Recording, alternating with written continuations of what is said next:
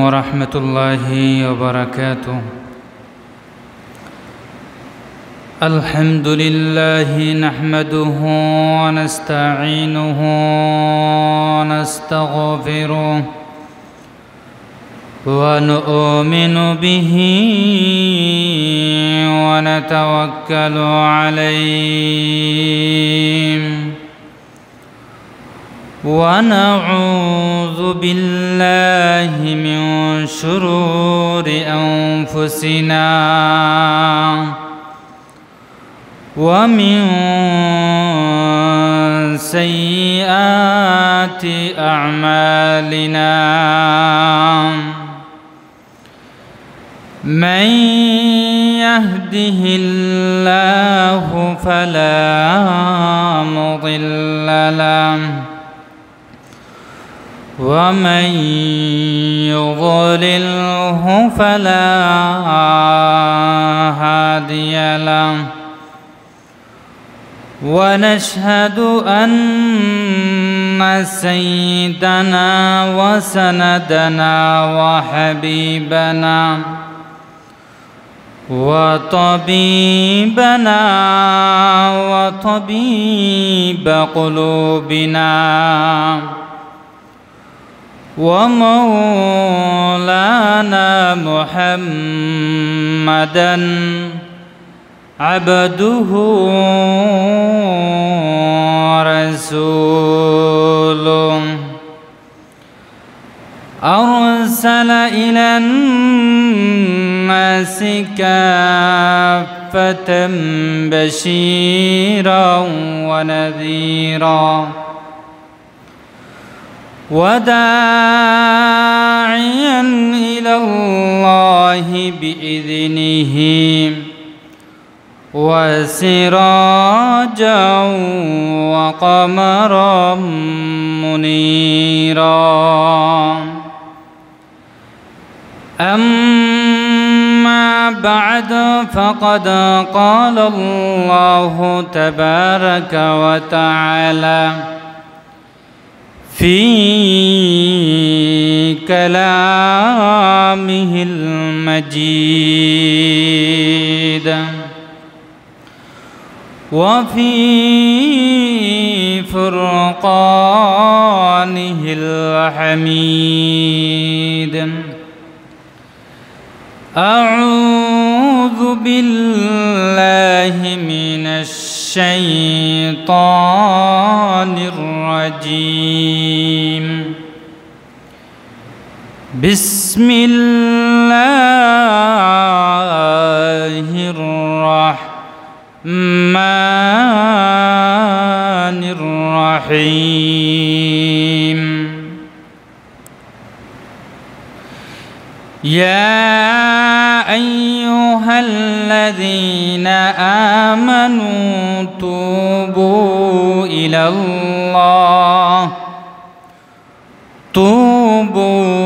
الله توبة نصوحا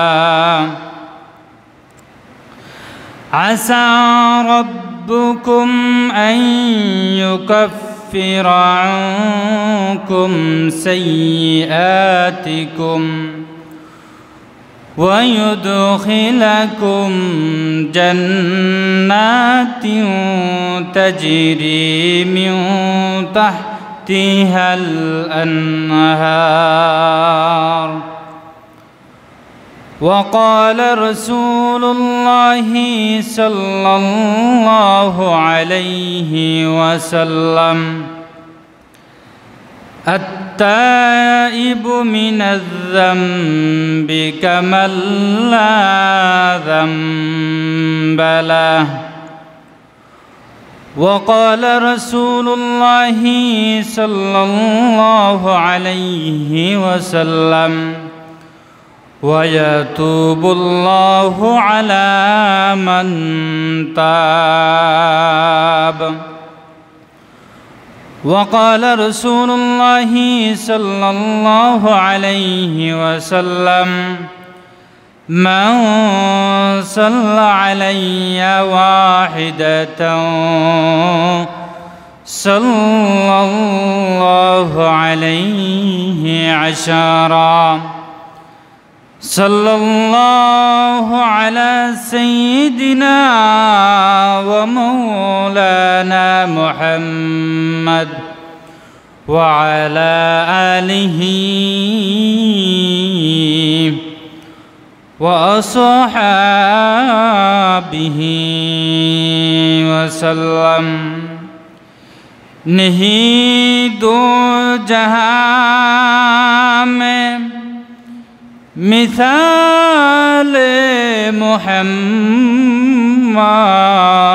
मोहम्मद जमाल खुदा है कमाल मोहम्मद मोहम्मद ने आकर कुफर को मिटाया कुफर को मिटाकर सदाकत पहलाया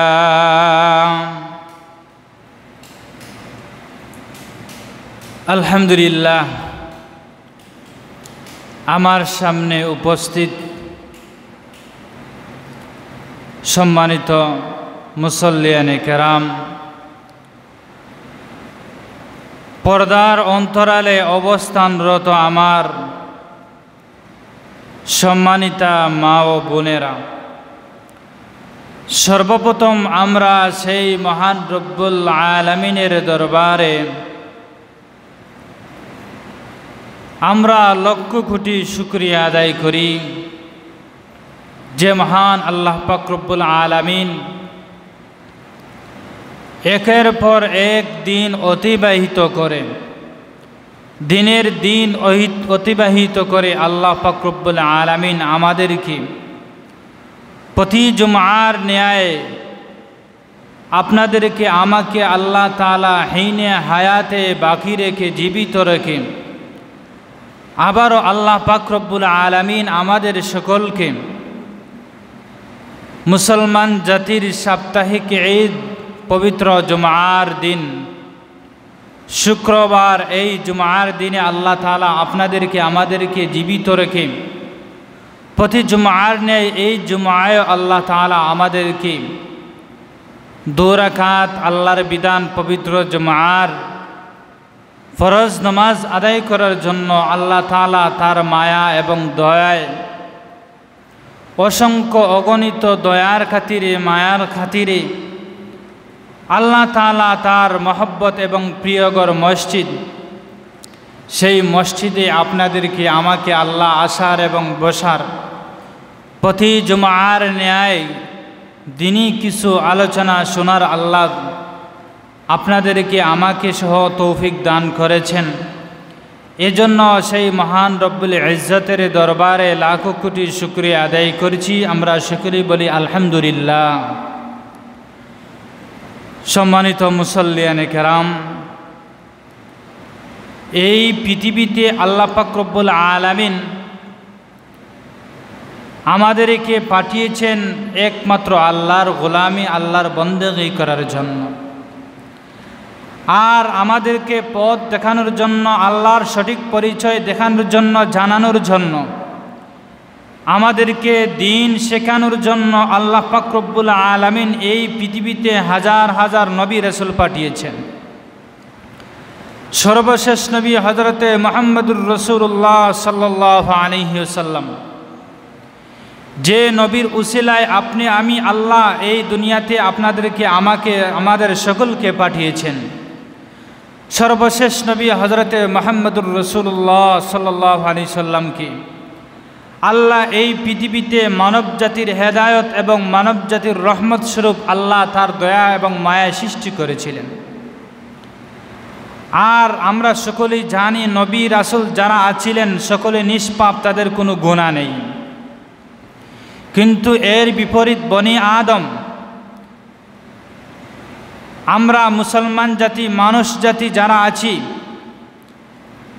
আমাদের পাপ হওয়াটা স্বাভাবিক, কিন্তু আমাদের এই আকীদা থাকতে হবে যে নবী রাসূল যারা ছিলেন তারা নিষ্পাপ, তাদের কোনো গুনাহ নেই। যদি কোনো মানুষের এই আকীদা থাকে, যে ব্যক্তি এই আকীদা পোষণ করে যে নবী রাসূলরা পাপ করেছেন, পাপিষ্ঠ, তাহলে তার ঈমান থাকবে না। আমাদের আকীদা, আমরা এই জিনিসটা বিশ্বাস করি দিলে মনে যে নবী রাসূলরা নিষ্পাপ, তাদের কোনো গুনাহ নেই। হ্যাঁ, সাহাবায়ে কেরামদের পক্ষ থেকে অনেক সময় কিছু ভুল ভ্রান্তি গুনাহ হয়েছিল, যা পরবর্তীতে তারা তওবা করার কারণে আল্লাহ পাক রব্বুল আলামিন সাথে সাথে এই সমস্ত সাহাবায়ে কেরামের তওবাকে আল্লাহ কবুল করে তাদেরকে পাপ থেকে মুক্ত করেছেন।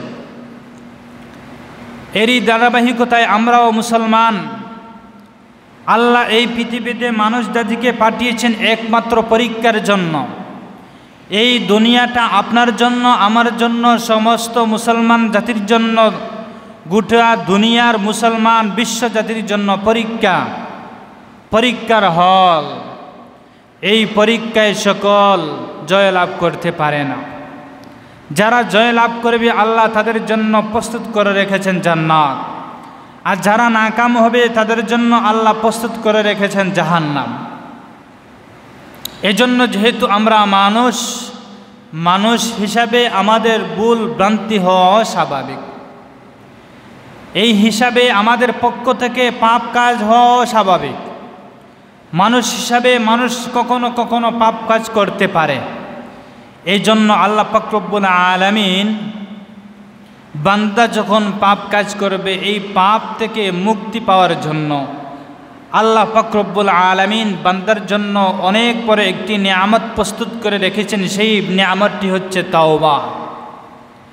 বান্দা যখন গুনাহ করবে, হারাম কাজ করবে, পাপ কাজ করবে, যখন মানুষ শয়তানের ওয়াসওয়াসার মধ্যে পড়ে, মানুষ ফাহিশা কাজে জড়িত হবে, মন্দ কাজে জড়িত হবে, তখন সাথে সাথে বান্দাকে আল্লাহ চান, এই বান্দাকে পাপ মুক্ত করতে চান।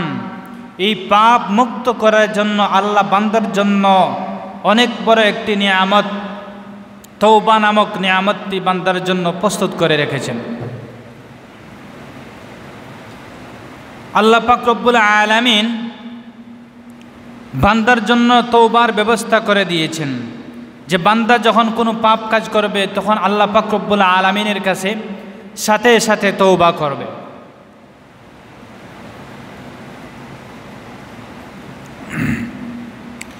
এই তওবার দ্বারা আল্লাহ পাক রব্বুল আলামিন বান্দাকে তার গুনাহ থেকে, যে পাপ কাজ করেছিল ওই পাপ কাজ থেকে আল্লাহ তাকে পরিত্রাণ দেবেন, মুক্তি দেবেন। আল্লাহ পাক রব্বুল আলামিন তার গোলাম এবং বান্দীদেরকে বলছেন, হে আমার গোলামেরা, হে আমার বান্দীরা, তোমাদেরকে আমি আল্লাহ পাক রব্বুল আলামিন এই পৃথিবীতে পাঠিয়েছি আমার গোলামি করার জন্য, আমার ইবাদত করার জন্য। হে আমার বান্দা, হে আমার বান্দীরা, তোমরা জেনে রাখো, আমি আল্লাহর উপাসনা করতে গিয়ে তোমাদেরকে শয়তান অনেক সময় ওয়াসওয়াসা দেবে। আমার অনুসরণ করতে গিয়ে তোমাদেরকে শয়তান অনেক সময় পাপ কাজে জড়িত করবে। এই পাপ কাজ থেকে আমি আল্লাহ পাক রব্বুল আলামিন তোমাদেরকে পরিত্রাণের জন্য আমি আল্লাহ তওবা নামক একটি নিয়ামত প্রস্তুত করে রেখেছি। যখন আমার কোনো বান্দা পাপ কাজ করবে, গুনার কাজ করবে, আর গুনার কাজ করার পর সাথে সাথে আমি আল্লাহ পাক রব্বুল আলামিনের কাছে চাইবে, হে আল্লাহ, বান্দা যখন আল্লাহর কাছে চাইবে, হে আল্লাহ, আমি না জেনে না বুঝে আল্লাহ শয়তানের ওয়াসওয়াসার মধ্যে পড়ে আমি অনেক গুনাহ করে ফেলেছি গো আল্লাহ। হে আল্লাহ, আমি আপনার আশ্রয় প্রার্থনা করছি।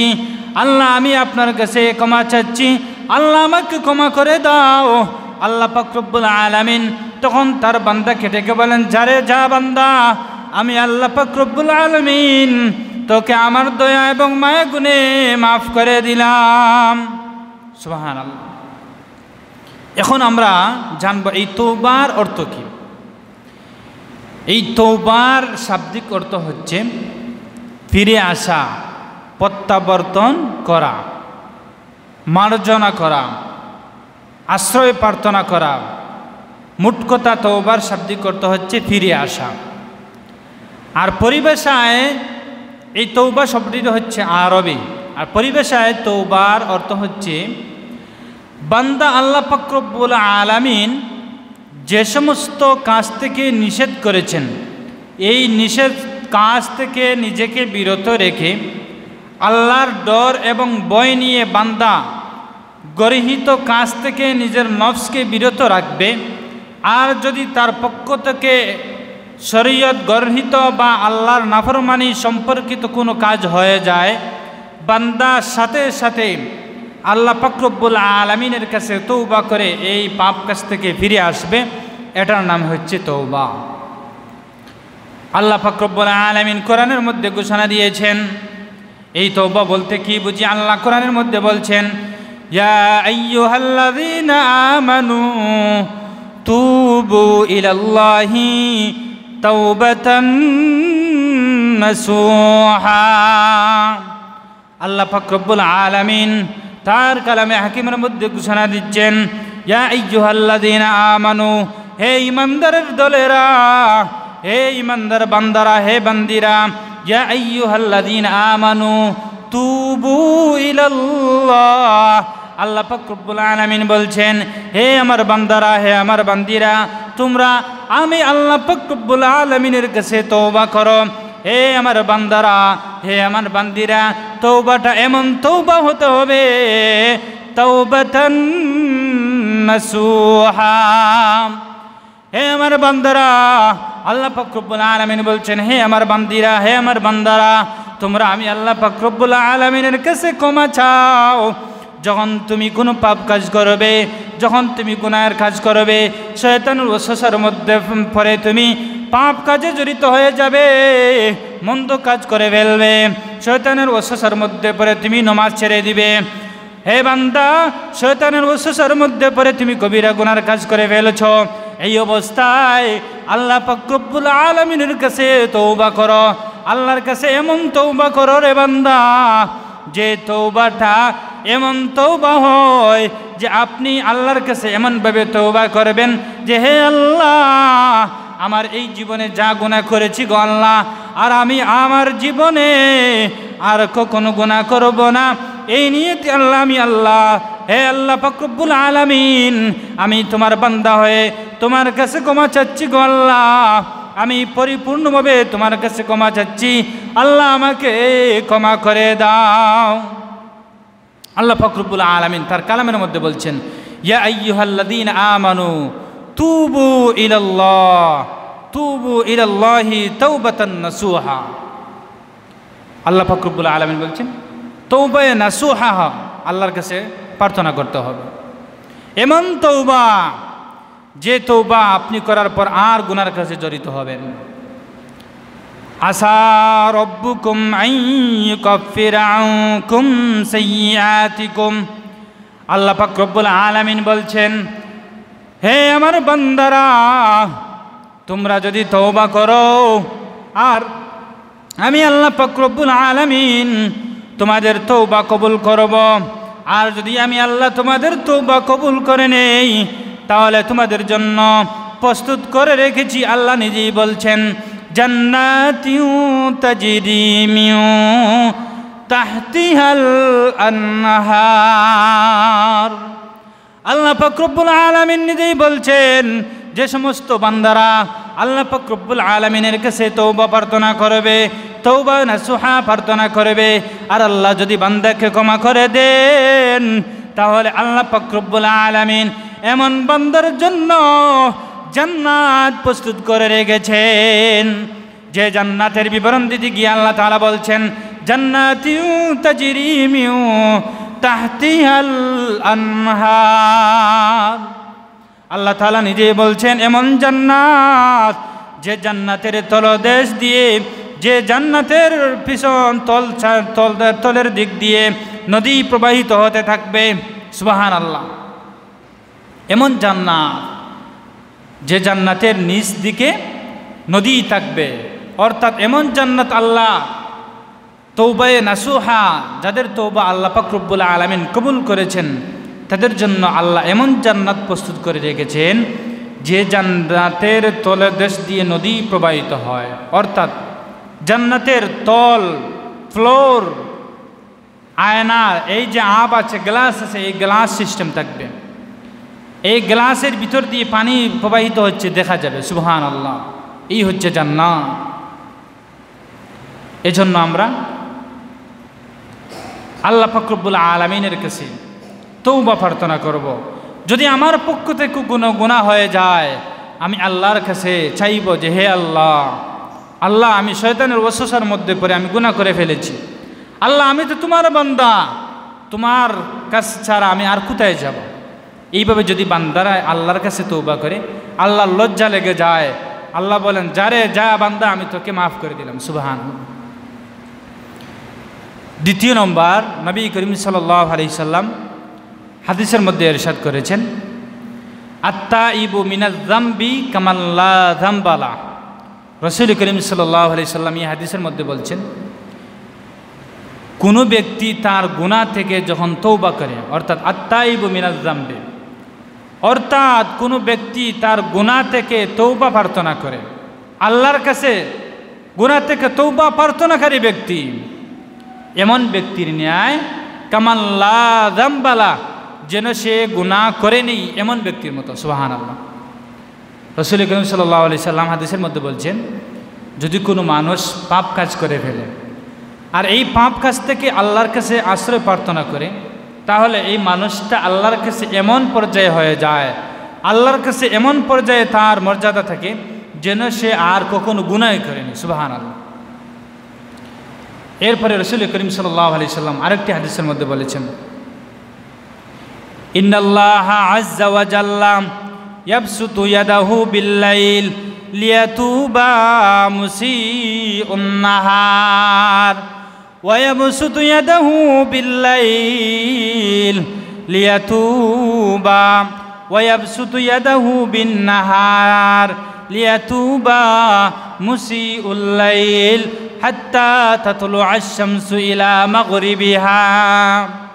রাসূল করিম সাল্লাল্লাহু আলাইহি সাল্লাম আরেকটি হাদিসের মধ্যে বলছেন, এই তওবার গুরুত্ব এবং ফজিলত বোঝাতে গিয়ে, যে তওবার অনেক গুরুত্ব, অনেক ফজিলত। কিন্তু আমরা অনেক সময় মানুষ নিরাশ হয়ে যায় যে আমি সারা জীবন চুরি, রাহাজানি, সন্ত্রাসী, খুন করেছি, আল্লাহ আমাকে মাফ করবেন, আমি মদ খেয়েছি, জুয়া খেলেছি। মানুষের আকীদা অনেক সময় এরকম হয়ে যায়।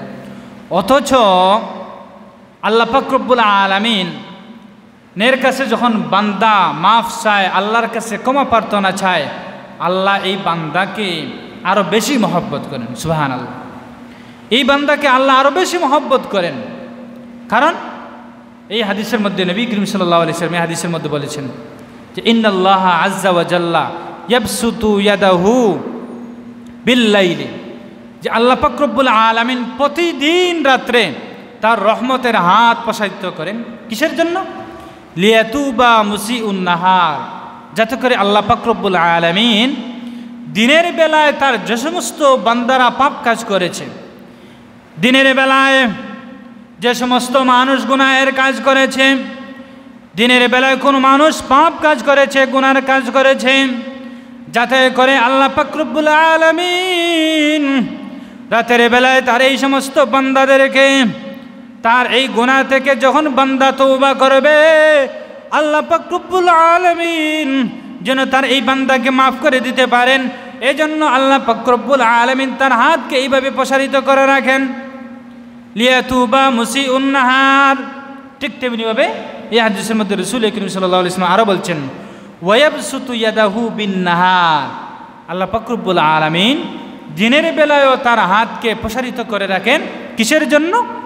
লিয়াতুবা মুসিউল লাইল, যাতে করে আল্লাহ পাক রব্বুল আলামিন রাতের বেলায় তার যে সমস্ত বান্দা পাপ কাজে জড়িত হয়েছে, রাতের বেলায় তার যে সমস্ত বান্দা গুনার কাজ করেছে, যাতে করে আল্লাহ পাক রব্বুল আলামিন এই সমস্ত বান্দাদেরকে দিনের বেলায় মাফ করে দিতে পারেন। এই জন্য আল্লাহ পাক রব্বুল আলামিন তার রহমতের হাত প্রসারিত করেন। সকলে বলি সুবহানাল্লাহ। আল্লাহ তাআলার এই হাত প্রসারিত করাটা কত সময় থাকে? হাত্তা তাতলু আশ-শামসু ইলা মাগরিবিহা,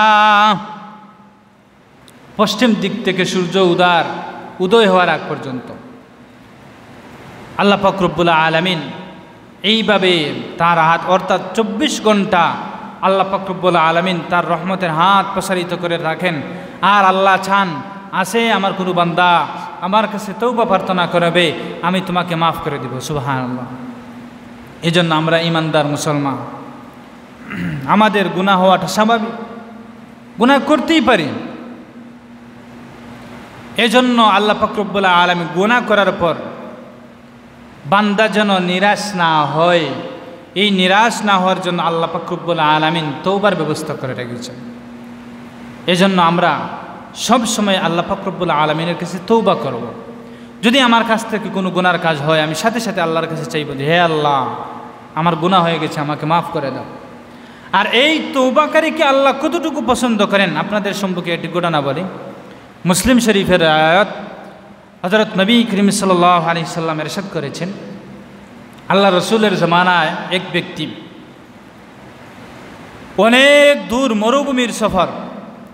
আগের জমানায় তো গাড়ি ঘোড়া বিমান ইত্যাদি কিছুই ছিল না, মানুষ উট ইত্যাদি ঘোড়া এগুলোর মাধ্যমে মালামাল বহন করত, অনেক দূরে নিয়ে আসা যাওয়া করত। রসুলের জমানায় এরকম ছিল। তো রসুলের জমানার ঘটনা রসুল করিম সাল্লাল্লাহু আলাইহি সাল্লাম বলছেন যে এক ব্যক্তি তার উট বোঝাইকৃত খানা পিনা অনেক টাকা পয়সা সহ অনেক দূরের সফরে রওনা হয়েছে। এই লোকটি অনেক দূরের সফরে রওনা হয়েছে, তার উট নিয়ে অনেক জায়গা সফর করেছে। সফর করতে করতে একটা বিশাল হাওরের মধ্যখানে চলে গেছে। যাওয়ার পর এই লোকটির তার পেটে ক্ষুধা লাগলো। ক্ষুধার তাড়নায় এই লোকটি তার উট থেকে নামলো। আর এই পাশে একটি গাছ ছিল, এই গাছের ছায়ার নিচে আশ্রয় গ্রহণ করলো। অনেক লম্বা সফর করার কারণে তার মাঝে ক্লান্তি চলে আসছে। এই ক্লান্তির কারণে লোকটি ঘুমিয়ে পড়ল। তার যে উটটিকে সেই গাছের সাথে বাঁধলো, বেঁধে লোকটি তার এই অক্লান্ত পরিশ্রমের কারণে, লম্বা সফরের কারণে ঘুমিয়ে পড়ল। ঘুম থেকে উঠে দেখে লোকটি তার তার উটও নেই, এই উটের উপর ছিল তার খানা পিনা, সব কিছুই নেই, উটও নেই, তার খানা পিনাও নেই। এখন এমন অবস্থা মরুভূমির মধ্যখান, যদি এই লোকটি পুনরায় আবার তার বাড়ির দিকে রওনা করে তাহলে মরা ছাড়া আর কোনো ব্যবস্থা নেই। এখন যদি সে সামনের দিকে অগ্রসর হতে চায় তাহলে তার যে গন্তব্যস্থান আছে এই গন্তব্যস্থান পর্যন্ত পৌঁছাও তার পক্ষে সম্ভব নয়। এমন অবস্থা। এই লোকটি এমন এক জায়গায় গিয়ে থামছে, যেমন আমাদের আগের যুগের অবস্থা। মানুষ, আমাদের দাদা বাপ যারা আছেন তারা অনেক সময় গল্প করেন, আমাদের সাথে আলোচনা করেন যে বড় বড় হাওর, মানুষ দেখা যায় না, বন জঙ্গল ইত্যাদি, এইরকম অবস্থা। মানে মরুভূমি, কোনো মানুষ নেই, মানুষের বাসস্থান বলতে কিছুই নেই, মরুভূমি। এখন যদি এই ব্যক্তিটা আবার তার বাড়ির দিকে রওনা দেয় তাহলে আড়তে মরা ছাড়া আর কোনো উপায় নেই। আর সামনের দিকে যেতে হলো তার পক্ষে যে জায়গায় পৌঁছার উদ্দেশ্য আছে সেই জায়গায় পৌঁছা এই ব্যক্তির পক্ষে সম্ভব না। এখন এই ব্যক্তি নিরাশ, কি করবে, অসহায়। এরকম যদি আমাদের সম্মুখে বিপদ হয় তাহলে তো আমরাও নিরাশ হয়ে যাব, অসহায় হয়ে যাব। এই অবস্থায় এই বান্দা চিন্তা করতে শুরু করলো, এখন আমার কি অবস্থা হবে? যদি আমি বাড়ির দিকে যেতে চাই তাহলে তো আমি আমার বাড়িতে যেতে পারবো না।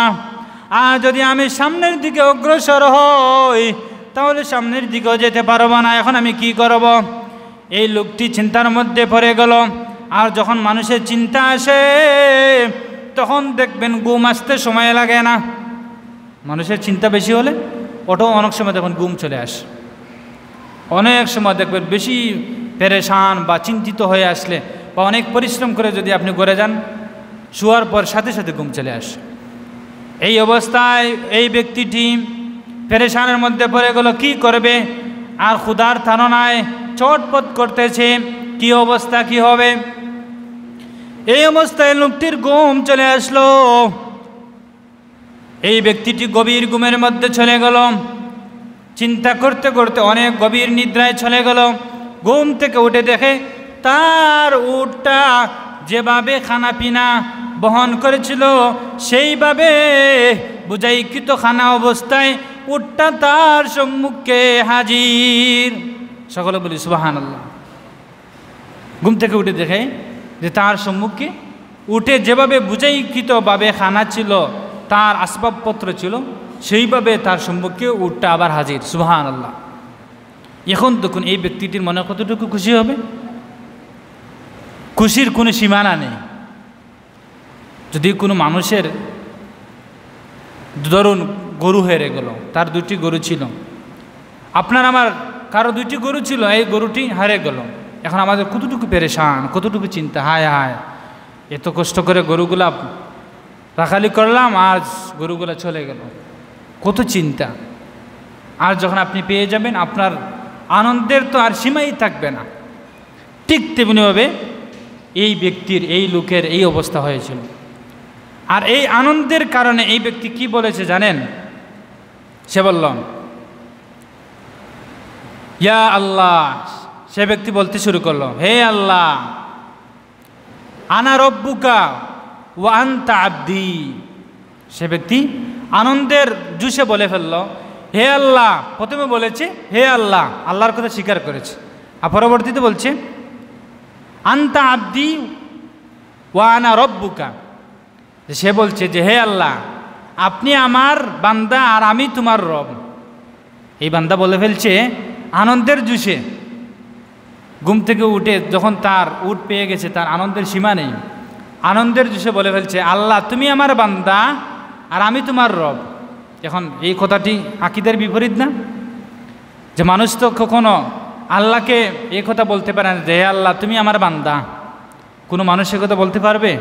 যদি কোনো মানুষের এই আকীদা থাকে যে আল্লাহকে বলবে আমার বান্দা, তাহলে তো তার ঈমান থাকবে না।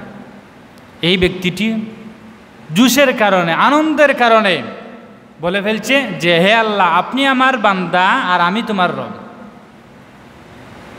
রাসূল করিম সাল্লাল্লাহু আলাইহি সাল্লাম এটা কিন্তু সে ভুলের কারণে বলছে, জুসের কারণে, কিন্তু এটা তার জন্য পাপ নয়।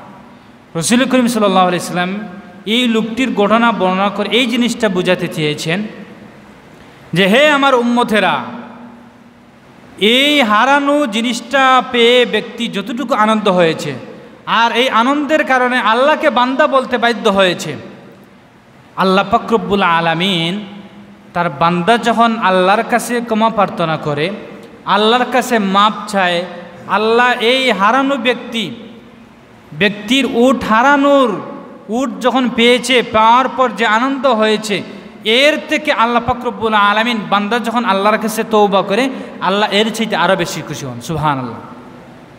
এজন্য আমরা নিরাশ হওয়ার কিছুই নেই, নিরাশ হওয়ার কিছু নেই। যখন আমার পক্ষ থেকে কোনো পাপ কাজ হয়ে যাবে,